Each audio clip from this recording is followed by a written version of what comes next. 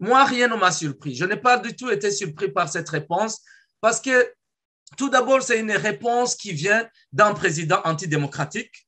C'est un président qui dirige un pays de non-droit aujourd'hui. Le Burundi n'étant plus en état de droit, vous comprenez que le métier de journalisme n'est pas le bienvenu.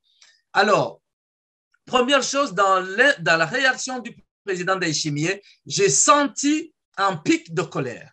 J'ai senti une colère contre le journaliste qui a posé la question.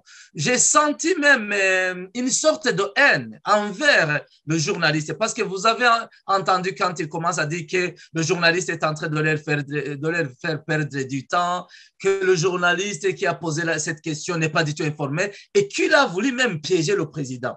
Là, ça devient une menace. Vous savez, quand un président de la République est dans un état de non-droit comme le Burundi, qui s'adresse de cette manière à un journaliste, c'est une sorte de le livrer à la vendetta. En fait, c'est ça. Vous savez aujourd'hui qu'au Burundi, il y a des criminels de la République. Il y a des assassins de la République. Ce sont notamment des policiers, ce sont des agents de renseignement, c'est aussi ces miliciens Imbonerakure. Aujourd'hui, moi, je crains pour la sécurité de ce journaliste. Parce que le fait que le président s'est adressé à lui en ces termes, avec cette colère, ça le met en danger. Demain après demain, vous pouvez apprendre que ce journaliste a eu des difficultés, des problèmes quant à sa sécurité. Donc, et là, j'interpelle même non seulement la famille des journalistes au Burundi, mais toute personne qui peut s'impliquer pour sauvegarder, préserver la sécurité de ce journaliste. Alors, je disais tout à l'heure que dans la réponse, dans la réaction du président Ndayishimiye, on sentait la colère, on sentait la haine. Cela a une signification, cela a un sens. Du point de vue des analystes avisés, cela traduit, cela explique que Ndayishimiye n'a pas du tout aimé cette question.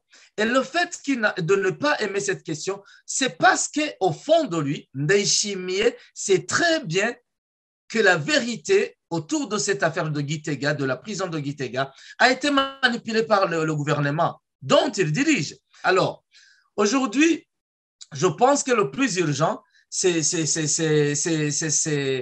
de faire comprendre aux journalistes sur place qu'ils doivent être prudents aussi dans l'exercice de leur métier. Le président Ndayishimiye l'a encore une fois démontré que l'exercice du métier de journalisme n'est pas du tout le bienvenu au Burundi. Surtout en journalisme libre, surtout en journalisme indépendant, n'est pas du tout le bienvenu. Et c'est ça le message qui est dans la réponse du président Ndayishimiye. Donc, moi, je pense que pour le moment, il faut que les gens commencent à réfléchir sur la sécurité des journalistes, mais aussi sur l'avenir de ce métier qui est vraiment en disparition au Burundi.